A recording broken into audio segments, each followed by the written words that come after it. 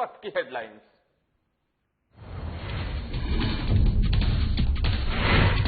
सासाराम में कोरोना का कहर जारी, सदर अस्पताल में स्वास्थ्य व्यवस्था हुई बदहाल, भवन के अंदर सभी मशीनें रखे खराब। दुमका में डैम निर्माण को लेकर ग्रामीणों का विरोध जारी, निर्माण से पहले ग्रामीणों को नहीं दी गई सूचना नहीं मिलने पर ग्रामीणों ने सीएम को दिया आवेदन। 8 साल की बच्ची के साथ दुष्कर्म की घटना को दिया गया अंजाम, परिजनों ने पुलिस में दर्ज करवाई शिकायत, कार्रवाई करते हुए गढ़वा पुलिस ने आरोपी को किया गिरफ्तार। और हजारीबाग में लगातार आ रही चोरी की घटना सामने, डेली मार्केट बाजार में दुकानों में चोरी होने से परेशान दुकानदारों ने की प्रशासन से सुरक्षा की मांग।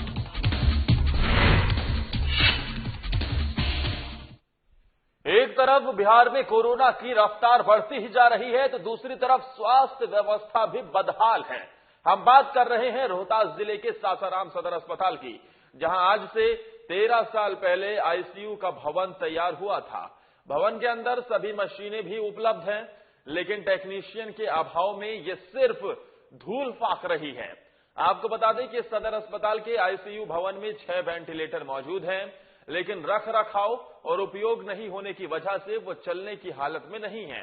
वहीं स्वास्थ्य विभाग के पास अब जहां संसाधन है तो फिर मानव संसाधन और कर्मी की कमी, मशीनों को ऑपरेट करने वाला कोई नहीं है। पहले आए थे जो कि 2013 में आए थे, लेकिन क्योंकि उसका यूज नहीं हुआ इसलिए वो अभी यूज करने लायक है कि नहीं अभी पता लगाने के लिए आदमी को बुलाया गया है। और 2 नया मशीन आया जो रखा हुआ है, लेकिन हमारे यहाँ वेंटिलेटर ऑपरेट करने के लिए कोई भी आदमी नहीं, यानी बंद कंडीशन पड़ा हुआ है। जी हाँ। देखिए, कभी हम देखते हैं कि बिहार में मशीनें ही नहीं है, स्वास्थ्य व्यवस्था बदहाल नजर आती है, लेकिन दूसरी तरफ ये तस्वीर भी निकलकर सामने आती है कि अस्पताल में मशीन है लेकिन उसे चलाने वाला कोई नहीं है, टेक्नीशियन कोई उपलब्ध नहीं है, और जिसके चलते ये मशीनें रखी खराब हो गई हैं। जरा सोचिए, एक तरफ जहां स्वास्थ्य व्यवस्था बदहाली की ओर दिखाई देती है, दूसरी तरफ ऐसी तस्वीरें निकलकर सामने आती हैं तो एक बार फिर अस्पताल प्रशासन पर कई सवाल खड़े करती है। ये मशीनें देखिए जरा, नई मशीनें ये लगी हुई हैं, लेकिन इनका इस्तेमाल करने वाला, इन्हें चलाने वाला कोई नहीं है। और जिसके चलते ऐसी ही तस्वीर हमें दिखाई देती है, अस्पताल प्रशासन की व्यवस्थाओं के दावों की पोल खोली जाती है। हमारे साथ हमारे सहयोगी आशुतोष कुमार फोन लाइन पर जुड़ गए हैं। आशुतोष, क्या अभी तक किसी ने इस मामले को संज्ञान में लिया है? क्योंकि एक तरफ जहां व्यवस्थाएं बदहाल नजर आती हैं तो दूसरी तरफ व्यवस्थाएं होती हैं, टेक्नीशियन नहीं होते हैं, मशीनों को चलाने वाला नहीं होता है।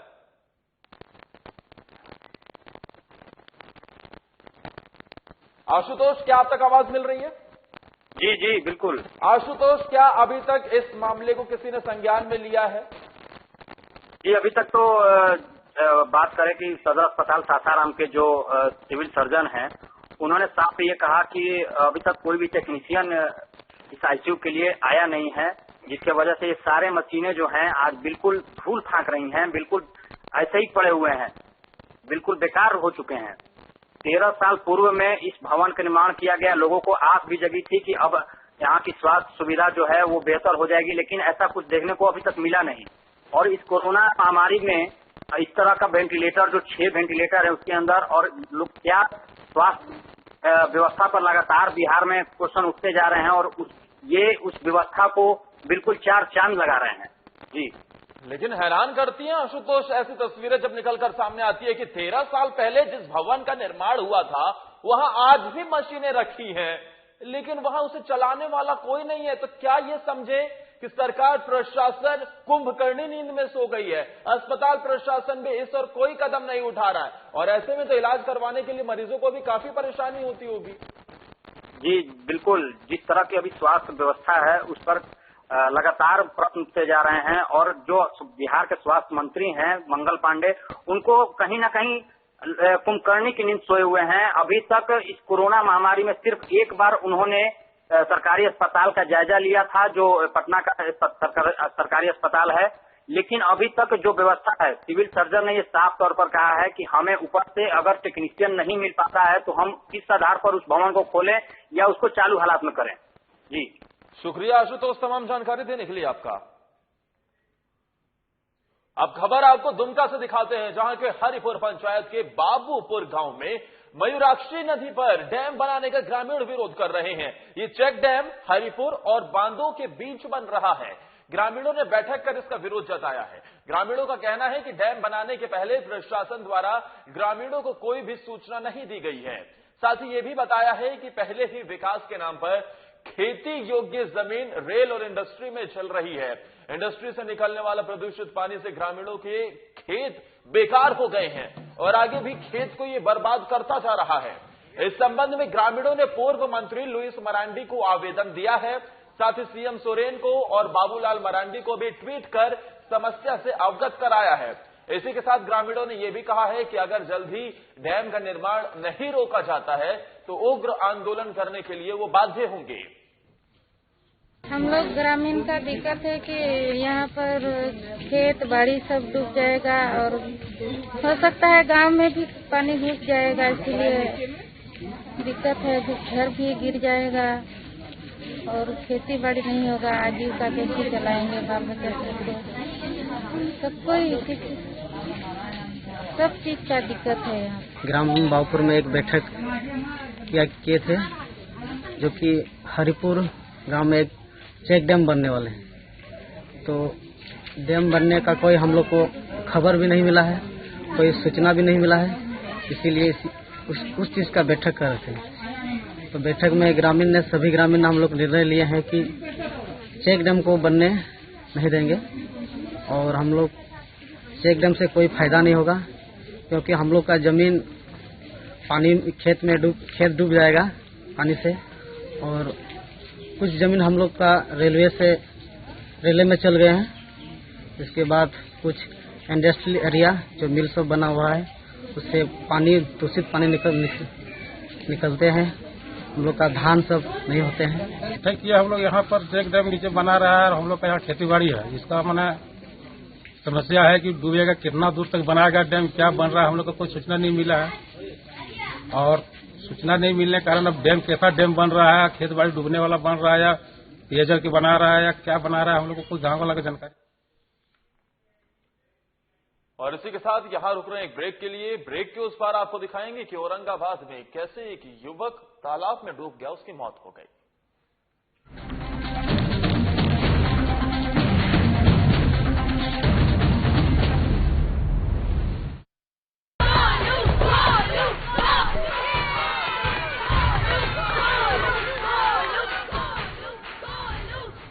बैटिंग तो अर्जुन कर रहा है, तो सब गोलू के लिए क्यों चीयर कर रहे हैं?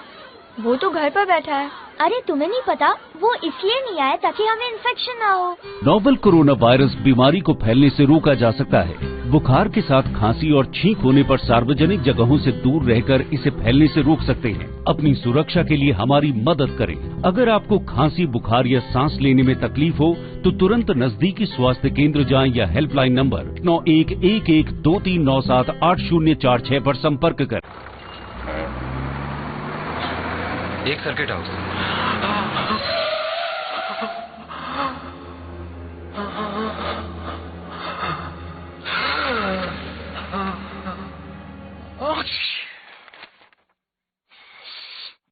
नोवेल कोरोना वायरस बीमारी को फैलने से रोका जा सकता है। खांसते और छींकते वक्त अपने मुंह पर रुमाल और टिश्यू रखकर इसे फैलने से रोक सकते हैं। अपनी सुरक्षा के लिए हमारी मदद करें। अगर आपको खांसी, बुखार या सांस लेने में तकलीफ हो तो तुरंत नजदीकी स्वास्थ्य केंद्र जाएं या हेल्पलाइन नंबर 911123978046 पर संपर्क करें।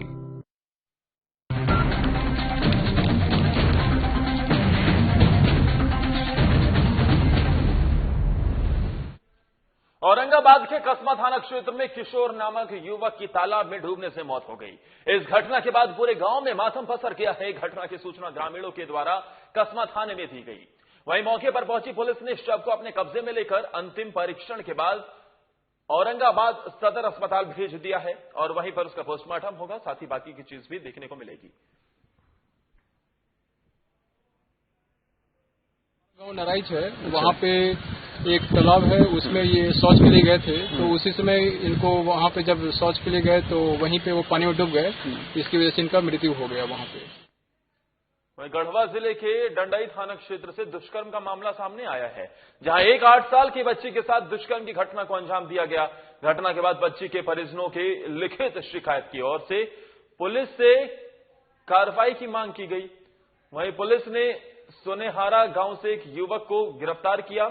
बताया जा रहा है कि बच्ची घर में अकेले खेल रही थी।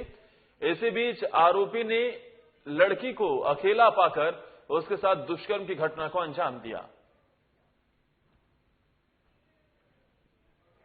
थाना से सूचना मिली कि एक 8 साल की बच्ची जो ग्राम सोनेहारा की रहने वाली है, उसके साथ बलात्कार की घटना हुई है। इस संबंध में उसकी मां के आवेदन पर त्वरित कार्रवाई करते हुए एक व्यक्ति को गिरफ्तार किया गया है, जिसकी उम्र 20 वर्ष से 376 AB और पोक्सो की 4, 8 और 12 धारा के अंतर्गत इसको न्यायालय में। जिले में पिछले 3 दिनों में नाबालिगों के साथ दुष्कर्म की घटना को अंजाम दिया गया। आपको बता दें कि नगर उठारी में 2 नाबालिग के साथ दुष्कर्म की घटना को 2 दिन पहले अंजाम दिया गया। वहीं शहर में एक और नाबालिग के साथ दुष्कर्म का मामला सामने आया है। हालांकि इस मामले का पुलिस ने कार्रवाई करते हुए आरोपी को गिरफ्तार कर लिया। वहीं दूसरे मामले में शहर के एक गली में महिला के साथ छेड़खानी का मामला सामने आया, जिसके बाद पुलिस ने कार्रवाई करते हुए आरोपी को गिरफ्तार कर लिया है।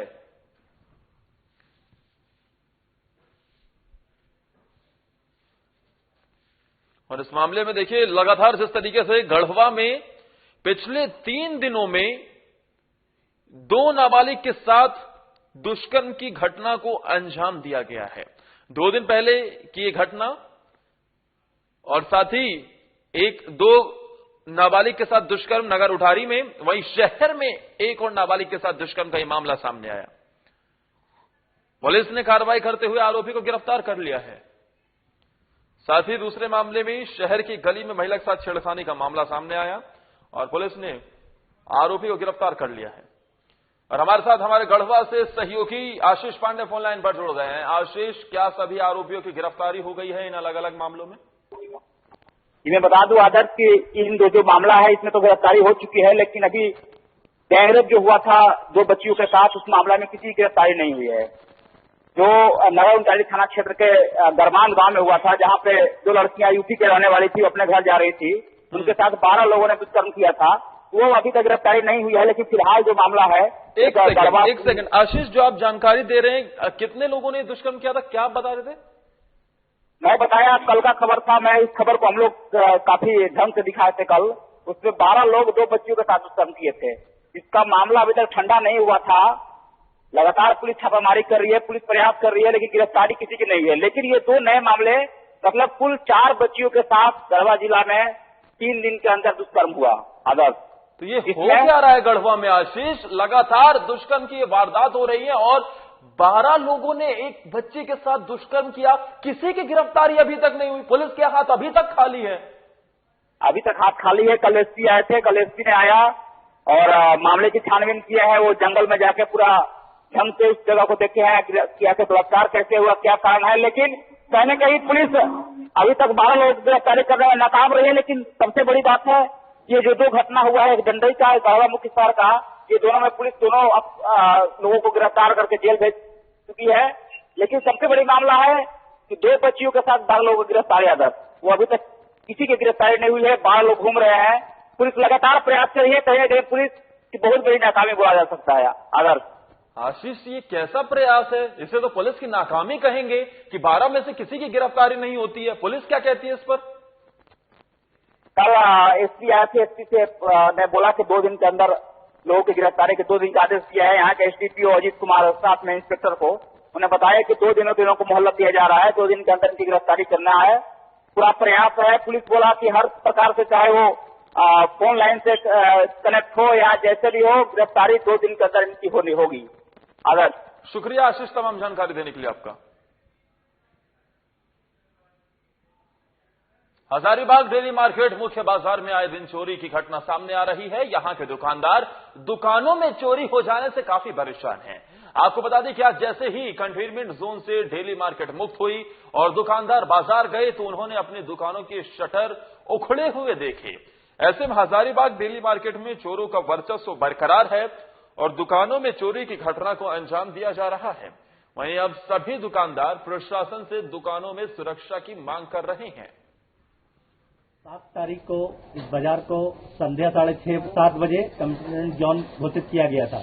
उसके बाद से आज 3 तारीख को जब हम लोग बाजार में जब बैरिकेडिंग हटाया गया, उसके बाद हम लोग अपने अपने दुकान आए और जब चेक किए तो बहुत सा दुकानों का ताला टूटा हुआ है, बहुत सा दुकानों में कहीं इन्वर्टर चोरी हुआ है, कहीं बैटरा चोरी हुआ है, कहीं हमारे दुकान का जो है गेट खोला गया है। अभी हम लोगों ने चेक नहीं किया अंदर।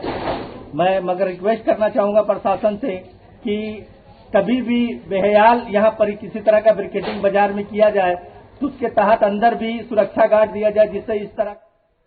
और यहां रुक रहे हैं 40 सेकंड के एक बहुत छोटे से ब्रेक के लिए। ब्रेक के उस पार आपको दिखाएंगे कि कहां राम मंदिर को लेकर, जो राम जन्मभूमि का शिलान्यास होना है, उसको लेकर कहां कहां उत्साह का माहौल है।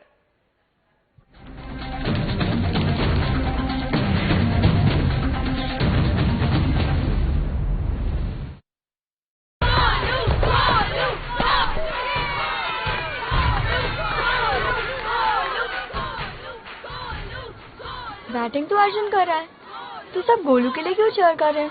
वो तो घर पर बैठा है। अरे तुम्हें नहीं पता, वो इसलिए नहीं आया ताकि हमें इन्फेक्शन ना हो। नोवेल कोरोना वायरस बीमारी को फैलने से रोका जा सकता है। बुखार के साथ खांसी और छींक होने पर सार्वजनिक जगहों से दूर रहकर इसे फैलने से रोक सकते हैं। अपनी सुरक्षा के लिए हमारी मदद करें। अगर आपको खांसी, बुखार या सांस लेने में तकलीफ हो तो तुरंत नजदीकी स्वास्थ्य केंद्र जाएं या हेल्पलाइन नंबर 911123978046 पर संपर्क करें।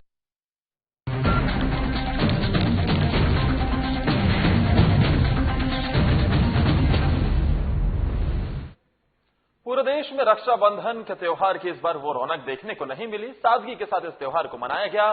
कोरोना जैसी महामारी के बीच भी रक्षाबंधन के त्योहार में बहन ने अपने भाई की कलाई पर राखी बांधी और उसकी लंबी आयु की कामना की। इस लॉकडाउन में सभी लोगों ने सरकार की गाइडलाइन का पालन किया है, रक्षाबंधन का त्योहार मनाया है। इस कोरोना काल में जो बहनें अपने भाइयों से नहीं मिल पाई, उन महिलाओं ने एक दूसरे की कलाई पर राखी बांधकर रक्षाबंधन मनाया। इस दौरान साधना प्लस के स्टेट हेड रीना राजवंशी के परिवार वालों ने भी धूमधाम से रक्षाबंधन के पर्व को मनाया। अमीशा राजवंशी ने अपने भाई अभिषेक राजवंशी की कलाई पर राखी बांधी। बहुत मतलब श्रद्धा के साथ कितने 1 साल हम लोग इंतजार करते हैं, उसके बाद सही सलामत मनाते रहते हैं कि मेरे भाई परिवार सब अच्छा रहे और उसके बाद मैं खुशी से रक्षाबंधन का पर्व मनाए। अब पूरा ऑल इंडिया में ये पर्व हो और सबको खुशी जाहिर हो और कोरोना अब हम लोग के तरफ से चला जाए, ये मेरा कामना है आज रक्षाबंधन के लिए। वहीं 5 अगस्त को अयोध्या में राम मंदिर का शिलान्यास होने को लेकर पूरे देश में खुशी का माहौल है, उत्साह है, उमंग है। हजारीबाग भी इस उमंग से अछूता नहीं है। हजारीबाग में भी राम जन्मभूमि के शिलान्यास के मौके पर दीपावली मनाने के लिए लोग तैयार हैं, जिसको लेकर दिए बनाने वाले कारीगर भी दिया उन्होंने बनाना शुरू कर दिया है और लोग खरीद भी रहे हैं। वह सदर विधायक ने भी अपील की है कि 5 अगस्त को अपने घरों में दिया जरूर जलाएं। मंदिर उद्घाटन जो हो रहा है उसके लिए दिए थोड़ा दिख रहे हैं और कुछ अयोध्या भी जा रहे हैं। बहुत दिए यहाँ से अयोध्या भी गए हैं और भेजे हैं। अब तक कितने दिए बनाए आपने? करीब वही 1-2 लाख। 500 सालों के बाद इतना बड़ा उत्सव हर भारतीय के जीवन में आ रहा है। भगवान श्री राम आराध्य हैं और हम सबों के आत्मा में बसते हैं कि जब हमारे आत्मा का अपना घर बन रहा है, अपना निवास स्थान बन रहा है, मंदिर बन रहा है, तो उससे खुशी का बात हम लोगों से और कुछ नहीं हो सकता। राम मंदिर शिलान्यास जो 5 अगस्त को अयोध्या में होने जा रहा है, उसमें विश्व हिंदू परिषद के कार्यकर्ता, पदाधिकारी और हिंदू समाज में बहुत ही खुशी का लहर। कल राम जन्मभूमि का शिलान्यास खुद प्रधानमंत्री नरेंद्र मोदी करेंगे और ऐसे में पूरे देश में उत्साह का माहौल है। वहीं दिवंगत सुशांत सिंह राजपूत की मौत के मामले में जांच करने के लिए मुंबई गए पटना एसपी विनय तिवारी को क्वारंटीन कर लिया गया और यह मामला अब तूल पकड़ता जा रहा है। इस मामले में बिहार के मुख्यमंत्री नीतीश कुमार ने कहा है कि जो हुआ वो ठीक नहीं हुआ। उन्होंने आगे कहा कि बिहार पुलिस अपना कर्तव्य निभा रही है और हमारे डीजीपी मुंबई के अधिकारियों से बात करेंगे। डीजीपी गुप्तेश्वर पांडे ने सोशल मीडिया के माध्यम से रात जानकारी दी थी कि आईपीएस अधिकारी विनय तिवारी को वहां पर क्वारंटीन कर लिया गया है, जो पटना पुलिस का नेतृत्व करने के लिए वहां पर गए, लेकिन ड्यूटी पर वो जैसे ही मुंबई पहुंचे उन्हें बीएमसी के अधिकारियों ने जबरदस्ती क्वारंटीन कर लिया है और उनके अनुरोध के बावजूद भी उन्हें आईपीएस मेस में आवास प्रदान नहीं किया गया, बल्कि गोरेगांव के एक गेस्ट हाउस में उन्हें रखा गया। आपको बता दें कि विनय तिवारी टीम के साथ रविवार को एक संदिग्ध से पूछताछ कर रहे थे। जैसे ही वो मुंबई पहुंचे थे उन्होंने अपना काम शुरू कर दिया था, लेकिन कुछ देर बाद बीएमसी की तरफ से फोन आता है और उन्हें क्वारंटीन कर लिया जाता है, जिसके बाद बिहार से लेकर महाराष्ट्र तक सियासत तेज है। महाराष्ट्र सरकार पर लगातार निशाना साधा जा रहा है और इसी में अब बिहार सरकार की तरफ से सीबीआई जांच की सिफारिश भी कर दी गई है।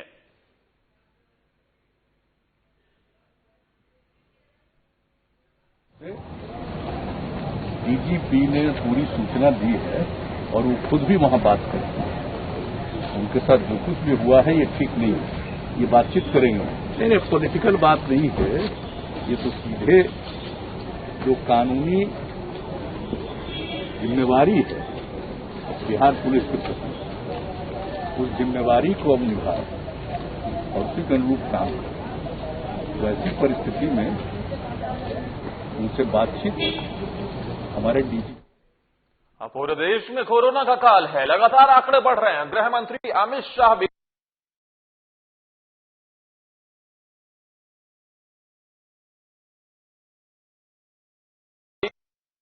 रहे हैं। के जत्थे को बिहार बीजेपी ने भी सलाम किया है। तकरीबन 27 दिनों होम आइसोलेशन के बाद आज पहली बार मीडिया से मुखातिब बिहार बीजेपी के प्रदेश प्रवक्ता डॉक्टर रामसागर सिंह ने सांकेतिक रूप में सियासी दलों पर हमला किया और बीजेपी के कार्यों और कार्यकर्ताओं की सराहना की है। संगठन सेवा भाव से काम करती है और इसी सेवा भाव से काम करने की वजह से हमारे शीर्ष नेतृत्व भी संक्रमित होते जा रहे हैं, क्योंकि वो घर में नहीं बैठ रहे हैं। वो सड़क पर उतर करके हॉस्पिटलों में जा करके अमित शाह जी सारे जगह व्यवस्था कर करके दिल्ली को बचाने में संक्रमित हुए और दिल्ली ही नहीं बल्कि पूरे देश को बचाने का जिम्मेदारी उन्होंने लिया और बखूबी निभाया। और देश भर के करोड़ों कार्यकर्ता इस कोरोना संक्रमण काल में लोगों के बीच जा करके खाद्य पदार्थ बांटे, दवाइयां बांटी और जितनी भी सुविधाएं हो सकती है सब में जाकर करके आगे बढ़ करके संक्रमित होने का खतरा जानते हुए भी हमारी पार्टी के करोड़ों कार्यकर्ता ने इस कार्य को किया है और हजारों कार्यकर्ता हमारे संक्रमित भी हुए हैं। तो संक्रमण सेवा करने के दौरान हुए हैं ये सारे।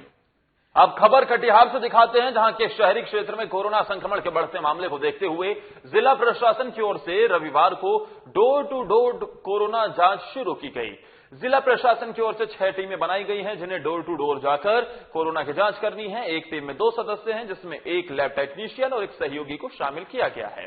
एक टीम को 200 लोगों का कोरोना जांच का लक्ष्य दिया गया है और सभी टीमों को एक दिन में 1200 लोगों की जांच कर रिपोर्ट देने का आदेश दिया गया है। ये कोरोना टेस्ट हो रहा है, कोविड-19 का एंटीजन रैपिड टेस्ट से किट हो रही है। वार्ड घूम के जी, आज का जो प्रोग्राम है पूरे कटिहार जिला में 1200 टेस्ट करने का टारगेट है। हम लोग पूरे कटिहार में अभी 6 टीम बना है, हम लोग पहला टीम है, टीम नंबर ए है, जिसमें 2 कर्मचारी हम लोग, मनोज कुमार मंडल लेफ्ट टेक्नीशियन, और मेरे साथ काम कर रहे हैं वो हैं उत्तम कुमार। कब तक चलेगी ये काम? ये आज शाम के तक, जब मेरा टारगेट है 2000, मेरा टारगेट है 200, पूरे कटिहार का टारगेट है आज 1200 रोज का रोज। जी, तो आज हम लोग कर रहे हैं अभी विनोदपुर मोहल्ला में 100 आदमी का स्क्रीनिंग करना है, एंटीजन टेस्ट करना है। उसके बाद अगला हम लोग का है अमला टोल। देखिए, हम लोगों ने बहुत सोच समझ के यहाँ पे डिस्ट्रिक्ट में कुछ पाबंदियां लगाई हैं, जो अनलॉक या लॉकडाउन आप जैसा भी उसको कहें, और पाबंदी लगाने के साथ ही हम लोगों ने टेस्टिंग पे बहुत फोकस किया। इसका उद्देश्य यही है कि लॉकडाउन से भी हम लोगों को चेन तोड़ने में मदद मिलेगी वायरस की, और साथ ही साथ हम लोग जितनी टेस्टिंग करा सकेंगे उतना ही लोगों को जानकारी होगी कि संक्रमण का फैलाव कितना हुआ है, और वो घर में रहेंगे, आइसोलेट रहेंगे, और कंटेन करने में हम लोगों को मदद मिलेगी। तो इसी को लेकर विशेष मुहिम चलाई जा रही है। लॉकडाउन प्लस टेस्टिंग दोनों पे हम लोगों ने बिल्कुल मुहिम चला रखी है, और शहरी नहीं पूरे जिले में ये टेस्टिंग चल रही है। पूरी टीम एक्टिवेटेड है, और कल 3000 टेस्ट हम लोगों ने एक दिन में क्रॉस किया है, जो अब तक का सबसे ज्यादा फिगर बताया जा रहा है। लेकिन हम लोगों का और प्रयास है कि इससे भी बढ़ाएं, इतना हम लोग कर लें कि इसके बाद ये जो पीरियड हमारा खत्म होगा लॉकडाउन का, उसके बाद वायरस की चेन पूरी तरह टूट। रक्षाबंधन के मौके पर वृक्षों का रक्षा सूत्र कार्यक्रम का आयोजन बोकारो के उग्रवाद प्रभावित क्षेत्र के पिलपिलो जंगल में किया गया था। कार्यक्रम में शिक्षा मंत्री जगन्नाथ महतो भी पहुंचे थे। इस दौरान ग्रामीणों द्वारा जंगल के पेड़ पौधों को रक्षा सूत्र से बांधकर पर्यावरण को स्वस्थ रखने का संकल्प लिया गया। वहीं शिक्षा मंत्री जगन्नाथ महतो ने कहा कि पेड़ पौधे प्राकृतिक वातावरण को स्वच्छ बनाने में बहुत बड़ा योगदान देते हैं। है कि रक्षाबंधन कल माने पूर्व में इसलिए किया जा रहा है, कल भाई बहन का रक्षाबंधन बांधने का दिन है, इसलिए आज पेड़ पौधा का रक्षा करने के लिए हमारे खिरोधर जी का कार्यक्रम है। उस कार्यक्रम में मुझे निमंत्रण मिला, हम आए हैं, और हम सभी को इस कार्यक्रम के उपलक्ष्य पर सभी को शुभकामना और बधाई देता हूं। बधाई का साथ यही कहेंगे कि पेड़ पौधा की रक्षा करने से आम जीव जंतुओं को सभी को रक्षा होगा, इसलिए इसको रक्षा करना अति आवश्यक है। इसी क्षेत्र में ऊपर घाट की तरफ आगे कुछ पेड़ का कटाई हो रहा था, अब संज्ञान भी लिए थे, लेकिन कुछ बार बहुत असर नहीं पड़ा। अभी असर पड़ा है, काम बंद है, असर पड़ा है, उस पर कार्रवाई होगा। घास काटने वालों पर कार्रवाई होगा, निश्चित तौर पर कार्रवाई होगा।